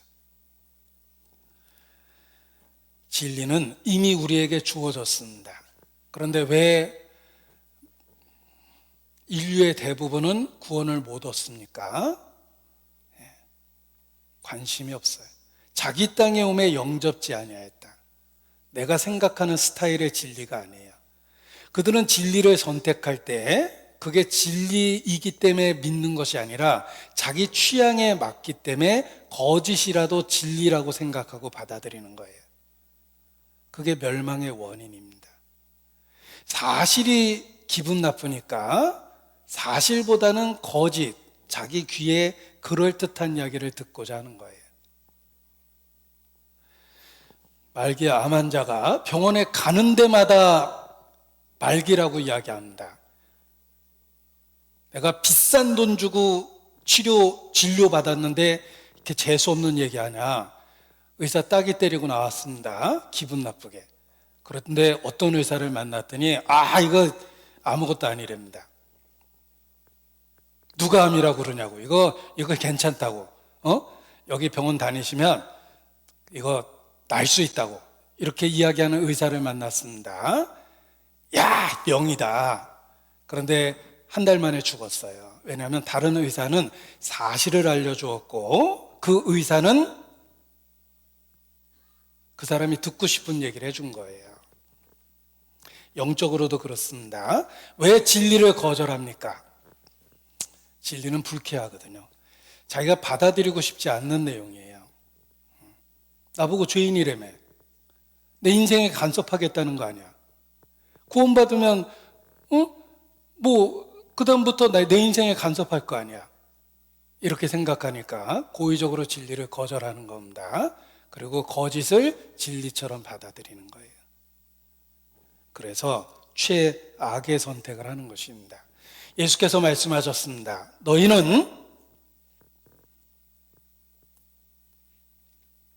예수께서 말씀하셨습니다. 너희는 내 양이 아니므로 내 말을 믿지 아니하는도다. 주님 자신을 그냥 거부한 거예요. 자기 스타일이 아니라는 거예요. 저분이 메시아인지 아닌지 진실이 중요한 게 아니라 아무튼 현재 내 삶에 방해가 된다는 것입니다. 하나님이 있든 없든 신의 존재를 인정하면 현재 내 삶에 방해가 된다는 것입니다. 그러면서 거절하는 거예요. 그래서 생명의 떡을 주셨음에도 불구하고 스스로 굶어 죽는 최악의 선택을 하는 것입니다. 그래서 진리를 거절하는 데는 고의성이 있다는 것입니다. 그래서 하나님 앞에 서면 결코 용서 못 받습니다. 지옥 가도 할 말이 없어요. 원망해야 될 유일한 대상은 지옥에서 자기 자신이에요. 자기가 어리석었던 거예요. 그래서 슬피 울며 이를갈미 있으리라. 자책이라는 겁니다. 누구한테 탓할 대상이 없어져요. 이 세상에서야 열심히 탓했습니다. 에덴 동산에서 시작됐어요. 너 왜 선악과 먹었냐? 하나님이 주신 여자가 줘서 먹었습니다. 탓할 대상이 있었죠. 여자에게는 넌 어찌하여 그러하였느냐? 아니, 뱀이 얘기해서 내가 먹은 겁니다. 탓할 대상이 있었어요. 이 세상에서는 남의 탓하기 쉽습니다. 제가 정치 얘기하는 거 아니에요. 정치 얘기라고 생각하는 분이 많이 계셔서 요즘에는 남의 탓하는 게 유행이더라고요. 자, 아무튼 영적인 거 이야기입니다. 이 세상에서는 탓할 대상이 많아요. 누구 탓이라고 돌려대면 됩니다. 조상 탓이고 과거 정권 또 정치 얘기네. 예. 누구 탓할 대상이 많죠. 그러나 하나님 앞에 서면 그냥 자책만 남는 거예요. 자기 스스로 고의적으로 거부했기 때문에 멸망하는 것입니다. 환경을 탓할 수 없습니다. 나쁜 환경에서 최선의 선택을 한 사람은 너무 많아요. 인간이 악한 것은 범죄하고 더욱 악한 것은 원인을 다른 사람에게 돌린다예요. 이 세상에서는 악하기 때문에 범죄자도 피해자를 탓합니다. 왜 내 앞에서 알짱거려가지고 나한테 그런 짓 하게 만들었냐, 이렇게 하면서 죽는 사형수 많습니다. 죽는 순간까지 범죄의 원인을 피해자 탓으로 돌리는 거예요. 그러나 기억할 것은 하나님 앞에 가면 자책만 남습니다. 모든 범죄의 원인은 고의적이에요. 불어이주려 함이라. 그게 사실이었지만 그냥 고의적으로 배척한 것입니다. 그런데 왜 고의적으로 배척했을까? 자신의 일상에 집중해서 현세의 것에만 만족했고 그 이상의 것을 원치 않았기 때문입니다. 자신의 일상에 집중하고 현세에 만족하며 그 이상의 것을 원치 않으면 진리를 거절하게 되어 있어요. 노아 홍수 때 왜 심판받았습니까? 성경은 말합니다. 그들이 먹고 마시고 장가들고 시집가다가 홍수가 나서 멸망했다. 4가지를 얘기했어요. 먹고 마시고 장가들고 시집가다가. 소돔 고모라 때 왜 망했습니까? 성경은 6가지를 얘기합니다. 먹고 마시고 사고 팔고 심고 집 짓다가 망했다. 6가지. 노아 홍수 때 먹고 마시고 시집가고 장가가다 망했고, 소돔 고모라 때 먹고 마시고 사고 팔고 심고 집을 짓다가 망했다.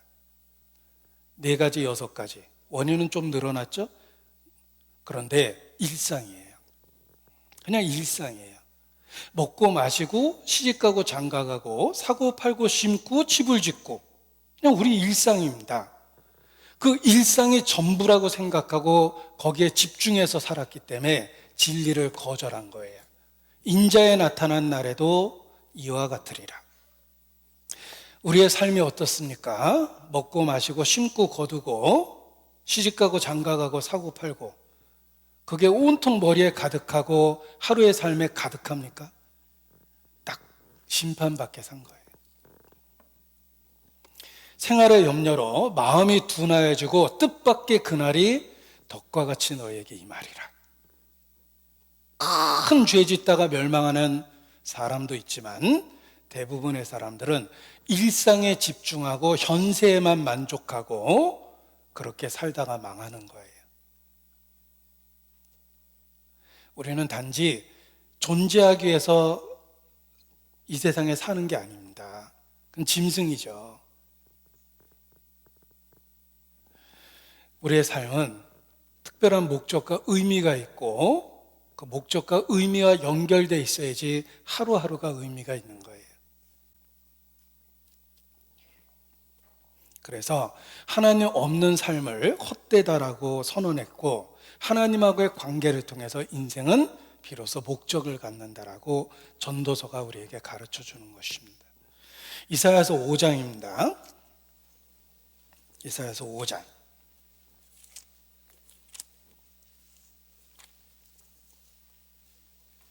8절입니다. 여기 죄가 무엇인지를 우리에게 일깨워 줍니다. 이사야서 5장 8절. 끝부분이 충격적이죠? 그들은 화 있을진저. 저주를 선포했습니다. 어떤 상태를 저주를 선포했을까? 8절 봅니다. 가옥에 가옥을 연하며 전토에 전토를 더하며 빈틈이 없도록 하고 이 땅 가운데 홀로 거하려 하는 그들은 화 있을진저. 자, 우리의 삶을 보십시오. 가옥에 가옥을 연합니다. 단칸방 살 때는 방 2칸 이사 가는 게 소원입니다. 방 2칸으로 이사 갔습니다. 거실 있는 집에 이사 가고 싶어요. 방에만 있으니까 답답하죠. 거실 있는 집에 이사 갔습니다. 그러면 그래도 조금해도 내 집이라도 하나 있고 싶어요. 등기에는 내 집이 있으면 좋겠다.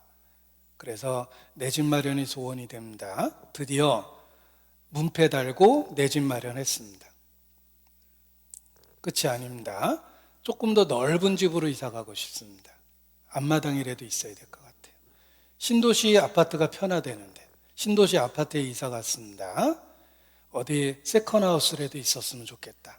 별장이라도 있었으면 좋겠다. 그러다가 죽음을 맞이하는 거예요. 가옥에 가옥을 연합니다. 그게 그냥 인생 전부가 됐어요. 집을 늘려간 게 인생 전부입니다. 전토에 전토를 더하며, 농사 짓는 거로 비유하면 전토에 전토를 더하는 게 인생의 목적입니다. 처음에는 조그맣게 테이블 2개 놓은 식당 했는데 그냥 뭐 작지만 먹고 살만 했습니다. 조금 지나니까 좀 더 큰 돈 벌고 싶죠? 테이블 5개 놨어요. 10개짜리 놓고 싶고, 조금 더 지나면 큰 빌딩에 식당 차리고 싶고 어디 분점이라도 내야 될 것 같고 막 이렇습니다. 그러다가 인생 끝나는 거예요. 그게 인생의 전부인 줄 알고 살면 화 있을진저. 그게 우리의 인생의 목적이 아니라는 것입니다. 홀로 거하려 하는 그들은 화가 있다. 중요한 건 초가 집에 살아도 하나님과의 동행이 있어야 된다는 거예요. 그런데 하나님과의 동행이 없는 일상이 전부라고 생각하고 살면 화 있을진저, 이렇게 말씀하신 겁니다. 11절입니다. 11절. 아침에 일찍 일어나, 굉장히 근면한 것처럼 보이지만 아닙니다. 아침에 일찍 일어난 이유는 놀고 즐기기 위해서예요. 새벽에 일찍 나와보면 서울역 앞에도 사람 많습니다. 몇 시에 나온 거야, 저 사람들은? 아침 일찍 관광지 가려고 준비해서 나왔죠. 인생 놀고 먹고 즐기는 게 목표처럼 된 겁니다. 아침에 일찍 일어나 독주를 따라가며 밤이 깊도록 머물러 포도주에 취하는 그들은 화 있을진저. 아침부터 저녁까지 놀고 먹고 마시고 즐기고 인생 뭐 있어? 화 있을진저, 이렇게 이야기하십니다. 12절에 보면 그들의 연회에는 수금과 비파와 소고와 저와 포도주를 갖추었어도, 있을 건 다 있죠? 인생을 즐기기 위해서 누릴 건 다 있습니다. 그런데 결정적인 문제는 여호와의 행하심을 관심치 아니하며 그의 손으로 하신 일을 생각지 아니하는도다. 하나님과 상관없는 매일의 삶을 사는 겁니다. 그러면 생명의 떡이신 주님을 옆에 두고도 영적으로 굶어 죽게 됩니다. 왜 그리스도를 배척했을까? 그들은 일상에 집중하고 현세가 전부라고 생각하고 산 거예요. 그래서 하나님으로부터 점점 멀어진 것입니다. 성경에 잔치 비유가 있습니다. 한 사람이 온갖 것을 준비하고 잔치를 열었습니다. 그리고 오래전에 오겠다고 약속한 사람들을 부르러 종을 보냈는데, 한 사람은 돌아보지도 않고, 한 사람은 자기 밭으로, 한 사람은 자기 상업차로 가고, 그 남은 자들은 종을 능욕하고, 그러다가 멸망한 이야기가 있습니다. 예수님이 하신 잔치 비유입니다. 그들은 준비된 잔치를 멸시했습니다. 준비된 잔치보다는 자신의 작은 일상을 더 중요시 여겼던 것입니다. 그래서 잔치를 거절했는데 결국은 잔치에 참여하지 못하게 됩니다.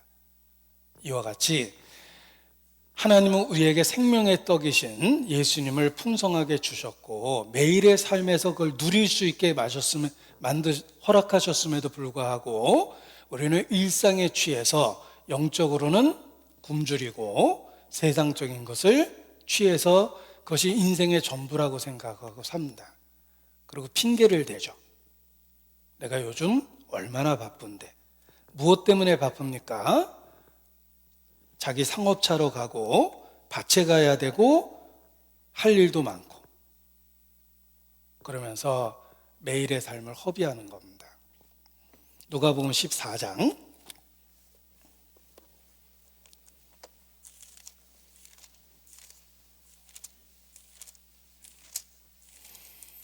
누가복음 14장입니다.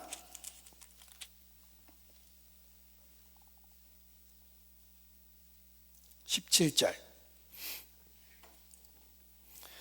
누가복음 14장 17절 말씀부터 보시겠습니다. 잔치할 시간에 그 청하였던 자들에게 종을 보내어 가로되 오소서 모든 것이 준비되었나이다 하매 다 일치하게 사양하여 하나는 가로되 나는 밭을 샀음에 불갑을 나가보아야 하겠으니 청컨대 나를 용서하도록 하라 하고 또 하나는 가로되 나는 소 5겨리를 샀음에 시험하러 가니 청컨대 나를 용서하도록 하라 하고 20절 또 하나는 가로되 나는 소 5겨리를 샀음에 시험하러 가니 청컨대 나를 용서하도록 하라 하고 20절 또 하나는 가로되 나는 장가 들었으니 그러므로 가지 못하겠노라 하는지라. 여러 가지 핑계를 댔는데 여기에 18절에 보면 불가불이라는 말이 나옵니다. 개인적으로는 불가불이에요. 부득불 어쩔 수 없다 이런 뜻입니다. 부득불, 불가불. 개인적인 사정은 어쩔 수 없죠. 개인적으로는 그게 중요했던 겁니다. 그런데 왕의 잔치를 거절하는 것은 왕을 소홀히 여기는 거예요. 우선순위에 있어서 왕의 잔치는 1순위가 돼야 됩니다. 그런데 그들은 개인적으로 불가불이라고 표현합니다. 개인적으로는 다른 게 더 중요했다는 거예요. 우리의 핑계 같지 않습니까? 우리가 매일 왕의 잔치에 초대를 받습니다. 풍성한 주님이 직접 베푸는 영적 잔치에 초대를 받습니다. 그런데 우리가 거기에 참여하지 못하는 이유는 대부분 개인적으로는 불가불이에요. 어쩔 수 없는 상황입니다. 그런데 중심을 들여다보면 우선순위에 밀린 거예요. 임종의 순간까지 부모에게 찾아오지 않았던 자식은 할 말 많습니다. 내가 요즘에 얼마나 바쁜데. 그러나 중심은 우선순위에서 부모가 너무 작았던 거예요. 살아있는 한은 우리는 끊임없이 일이 있습니다. 일상의 일이 있습니다. 그 일상의 일을 핑계대면 살아있는 한은 핑계거리가 안 없어져요. 중요한 건 우선순위입니다.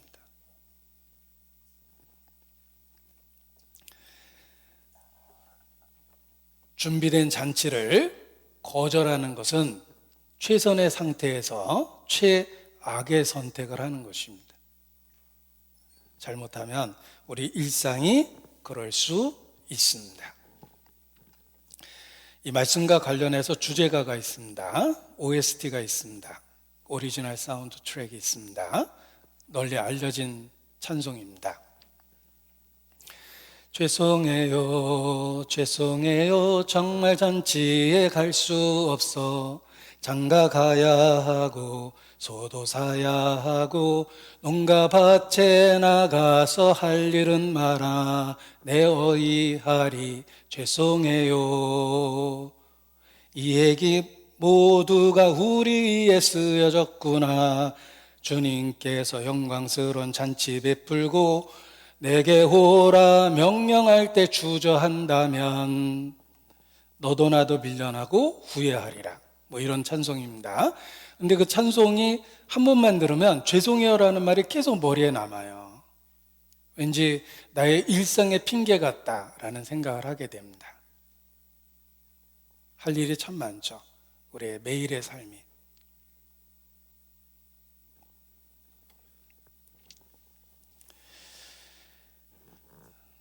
시어머니 그 칠순이라고 시댁에 가자 그러니까 며느리가 오늘 계모임도 있고 오늘 아침에 저기 미장원 가기로 미리 예약도 해놨고 뭐 얘기를 많이 합니다. 본인은 어쩔 수 없다고 생각을 할 거예요. 그런데 시댁 가서 왜 며느라가 안 왔냐 그러니까 오늘 미용실 예약해 놓은 게 있어가지고 못 왔다라 그러면 시어머니가 뭐라고 생각하겠습니까? 그런데 하나님 앞에 우리가 그와 같은 핑계를, 사소한 일을 하나님 앞에 핑계를 너무 많이 대요.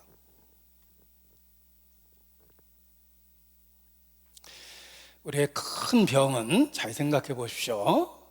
큰 그 병들은 생활 습관과 관련한 병이 많다고 그래요.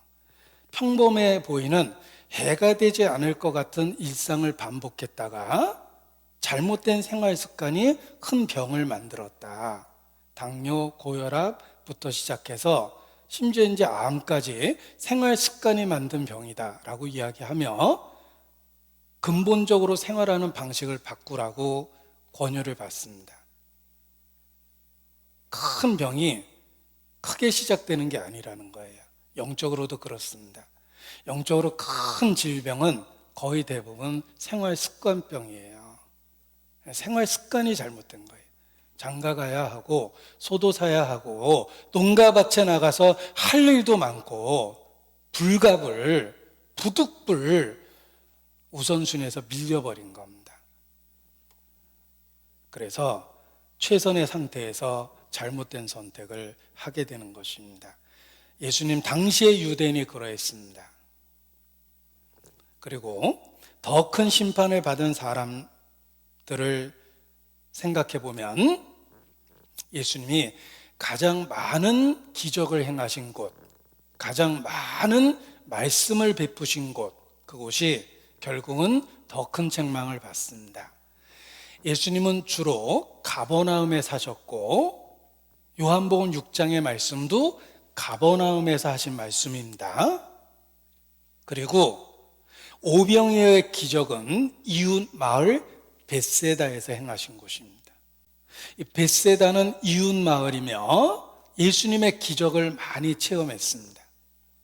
가버나움 사람들은 예수님을 손쉽게 볼 수 있었어요.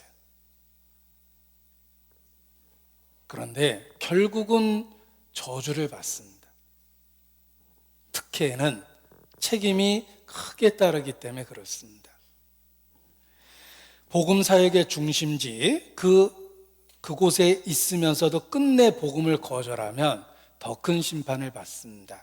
그 옛날 가버나움 사람처럼 벳세다 사람처럼 그러합니다. 보십시오. 마태복음 11장입니다. 마태복음 11장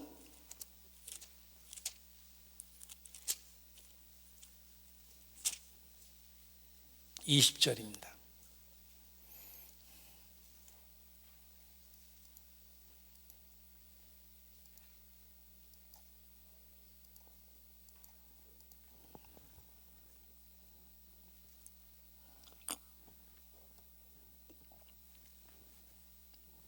마태복음 11장 20절 예수께서 권능을 가장 많이 베푸신 고을들이 회개치 아니하므로 그때 책망하시되 화가 있을진저 고라시나 화가 있을진저 벳세다야 너에게 행한 모든 권능을 두로와 시돈에서 행하였더라면 저희가 벌써 벼옷을 입고 제에 앉아 회개하였으리라.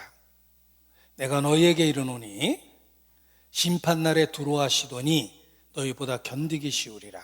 가버나움아. 예수님이 주로 사셨던 지역입니다. 예수님이 가버나움에 이사 오셨거든요. 내가 하늘에까지 높아지겠느냐, 음부에까지 낮아지리라. 내게서 행한 모든 권능을 소돔에서 행하였더라면 그 성이 오늘날까지 있었으리라. 내가 너희에게 이르노니 심판날에 소돔 땅이 너보다 견디기 쉬우리라. 특혜에는 책임이 있습니다. 하나님의 더 큰 능력을 체험하고도 끝내 복음을 거절하면 더 큰 심판을 받게 된다는 것입니다. 그래서 어떤 의미에서는 복음적인 교회에서 끝내 구원받지 못하는 사람은 세상에 있는 불신자보다 더 큰 심판을 받을 겁니다. 복음적인 교회에서 늘 강조되고 있는 복음을 들으면서도 복음을 끝내 거절한다면 복음을 듣지 못한 사람과 비교했을 때 틀림없이 더 큰 심판을 받게 될 것입니다. 우리 가정을 축소해서 말씀드리면 그리스도인 가족을 두고 늘 구원받아야 된다라는 권유를 받으면서도 끝까지 거부한 사람은 심판날에 소돔 고모라보다 더 큰 심판을 받게 될 것입니다. 특혜에는 책임이 따르기 때문에 그렇습니다. 전주교회는 복음적입니다. 복음적인 전주교회 주변에 있으면서 말씀을 고의적으로 거부한다면 역시 더 큰 심판을 받게 될 것입니다. 고라시나 화가 있다. 예수님이 이 시대에 계시다면 인우동 311번지 사람들아 화가 있다라고 말씀하실 겁니다. 교회당 번지 씁니다. 복음적인 교회를 옆에 두고 교회당 주차장을 자주 이용하면서도 교회에 대해서 비난하는 분들, 이 자리는 없으니까 제가 하는 얘기입니다. 소돔 고모라보다 그날에 더 큰 심판을 받게 될 것입니다. 그리고 나름대로 배척하는 이유는 있습니다. 가버나움 사람들은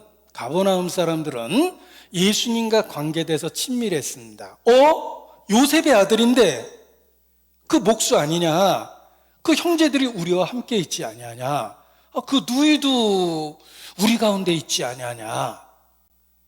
예수님에 대해서 부분적으로 잘 알고 있었습니다. 그런데 예수님을 믿는 데 도움이 된 게 아니라 배척하는 이유가 됐어요. 섣부른 지식이 오히려 배척하는 이유가 된 겁니다. 제가 저희 교회 주변에 있는 분들, 가족들 보면 그 생각이 들어요. 복음을 너무 자주 듣다 보니까 그게 얼마나 놀랍고 귀중한 진리인지 잘 모르는 거예요. 그래서 남들보다 더 쉽게 배척합니다.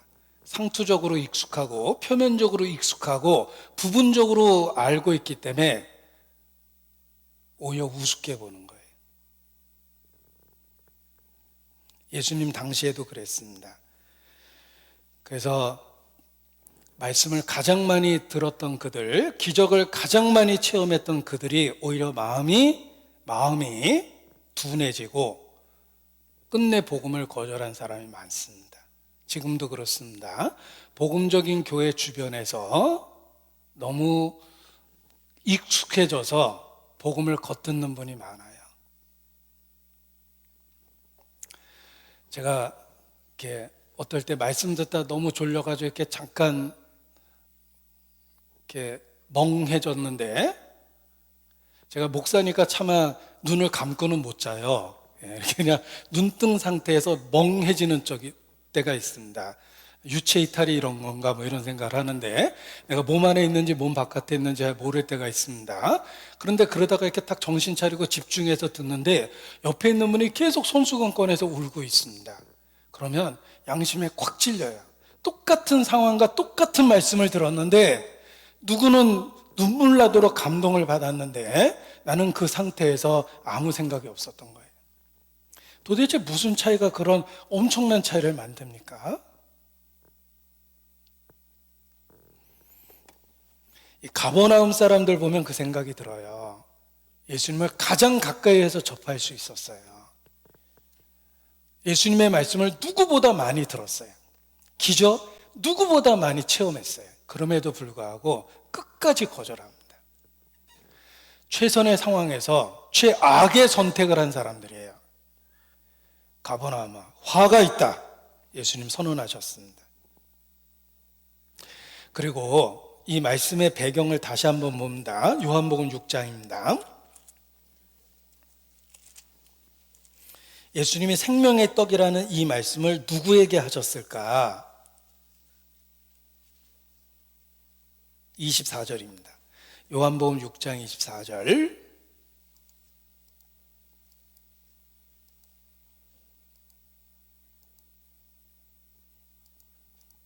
무리가 거기 예수도 없으시고 제자들도 없음을 보고 곧 배들을 타고 예수를 찾으러 가버나움으로 가서 만난 거예요. 대단한 열성이 있습니다. 수만 명이 예수님을 따랐는데 오병이어의 기적에 체험했습니다. 그들 중에 많은 사람이 열심히 얼마나 있었는지 예수님을 찾으러 다녔어요. 그래서 예수님을 찾아서 만난 거예요. 그러니까 오병이어에 참석했던 많은 사람들이 1차 테스트를 거쳤다면 2차 테스트에 도달한 사람은 그 중에 일부분이에요. 그들은 열심히 있었어요. 그러나 표적을 보고 예수님을 찾는 그 열심에는 한계가 있습니다. 왜냐하면 결국은 진리를 듣고 그들이 거절했기 때문입니다. 저는 성경 전체에서 가장 슬픈 구절이라고 생각합니다. 어떤 구절이냐면 우리 666 그러면 섬뜩하죠. 사탄과 관련되어 있는 숫자이기 때문에 그렇습니다. 성경에서 가장 슬픈 구절은 666이에요. 요한복음 6장 66절입니다. 찾겠습니다. 계시록 13장의 666이 아니고요. 요한복음 6장 66절입니다. 성경에서 가장 슬픈 구절이라고 생각합니다. 최악의 선택을 한 구절이에요. 오늘 제목은 최선의 상황에서 한 최악의 선택입니다. 이 구절, 오늘 제목과 맞는 구절이기 때문에 66절은 같이 읽겠습니다. 이러므로 제자 중에 많이 물러가고 다시 그와 함께 다니지 아니하더라. 그들은 인생 일대에 최악의 선택을 했습니다. 오병이어의 기적도 체험했고 예수님이 생명의 떡이라는 진리를 들었음에도 불구하고 그럼에도 불구하고 예수님을 떠났습니다. 최선의 상황에서 최악의 선택을 한 거예요. 성경에서 가장 슬프고 불행한 구절이라고 생각합니다. 이러므로 제자 중에 많이 물러가고 다시 그와 함께 다니지 아니하더라. 이것이 표적 신앙의 한계입니다. 기적을 보고 놀랄 수 있습니다. 부분적으로 하나님의 말씀을 듣고 감동받을 수 있지만 근본적인 진리를 끝까지 붙잡지 않으면 잠깐 믿다가 떠나갑니다.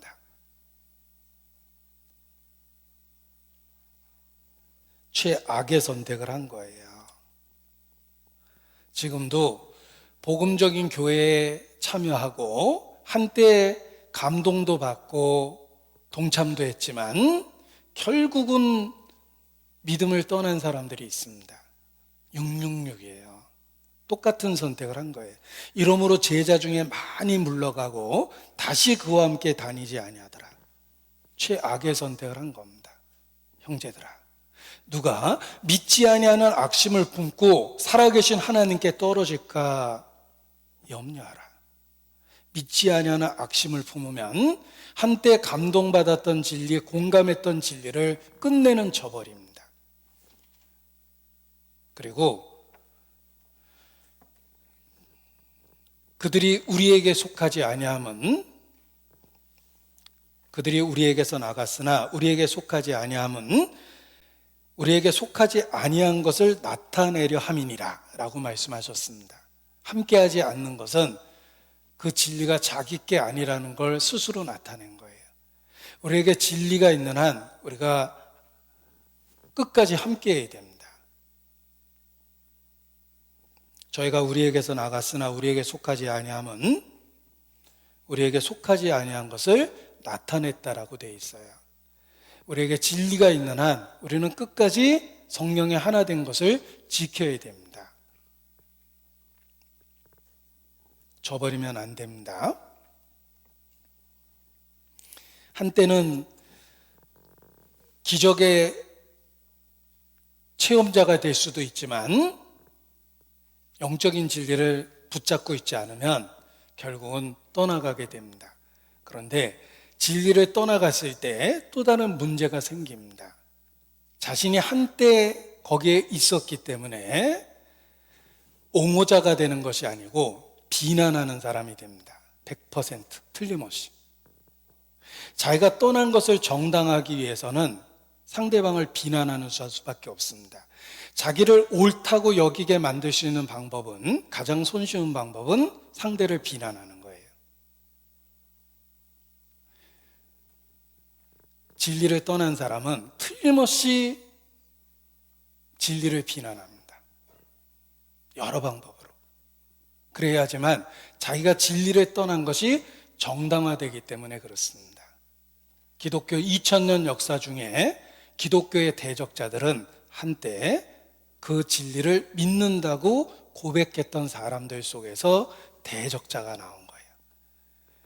우리 대한민국의 대표적인 이단들도 처음에는 정상적인 기독교 교리를 믿었다는 거 아시죠?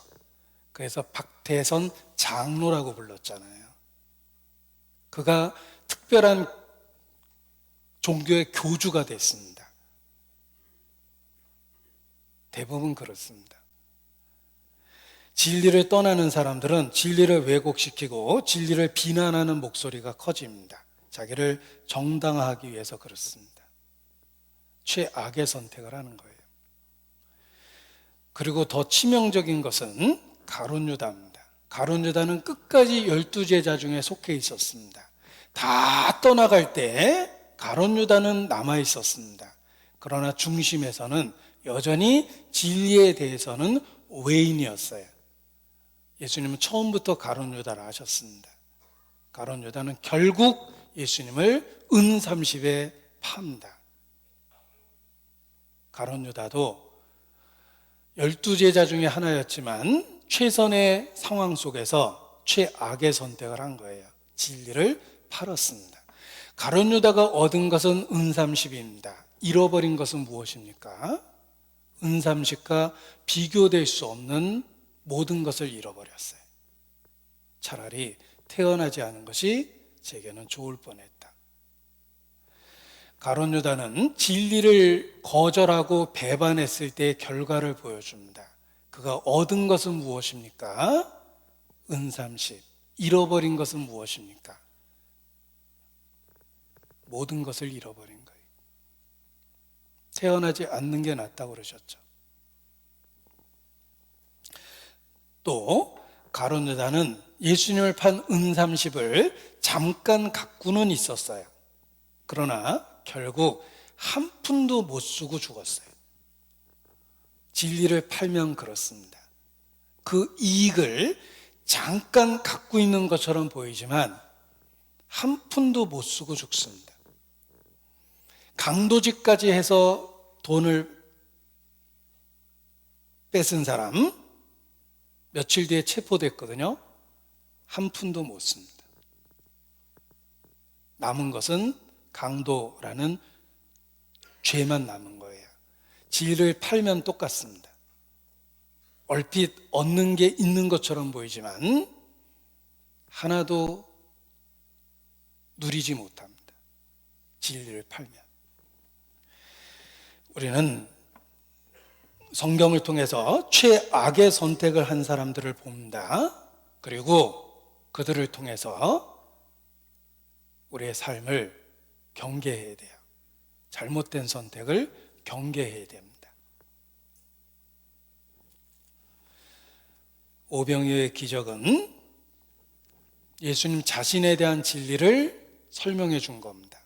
예수님은 생명의 떡이며 한 사람이 먹을 수 있는 분량으로 5천 명 이상을 먹이셨듯이 한 사람의 희생과 죽음을 통해서 온 인류가 구원받을 수 있다는 진리를 우리에게 가르쳐 주신 겁니다. 예수님은 생명의 떡입니다. 그리고 이 땅에 존재하는 한 우리를 늘 회복시키고 새로운 힘을 주는 결코 마르지 않는 통의 가루와 같고 사라지지 않는 통의 기름과 같습니다. 우리를 늘 영적으로 배부르게 풍요롭게 만들어줍니다. 예수님은 생명의 떡이기 때문에 그렇습니다. 우리가 나머지 삶은 이 생명의 떡인 예수님을 사람들에게 알려주고 나눠주는 역할을 하는 겁니다.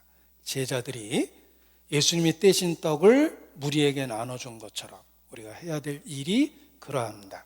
기도하시겠습니다. 아버지 하나님, 생명의 떡이신 예수 그리스도에 대한 진리를 여러 방법으로 우리 마음에 확증시켜 주심을 감사를 드립니다. 우리의 삶 속에 그 진리가 항상 머물고 그 진리로 힘을 얻고 회복되는 가운데 신앙생활 할 수 있도록 늘 도와주시기를 주님께 간구합니다. 결코 사라지지 않는 영적 양식이 되어주신 주님께 감사 찬양을 드립니다. 이 놀라운 진리를 우리의 사랑하는 사람들에게 전할 수 있도록 우리를 사용해 주시고 그들의 심령에 역사해 주시기를 주님께 기도합니다.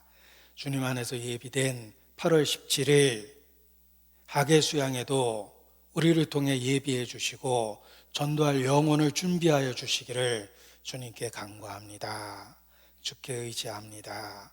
고마우신 우리 구주 예수님 이름으로 기도합니다. 아멘.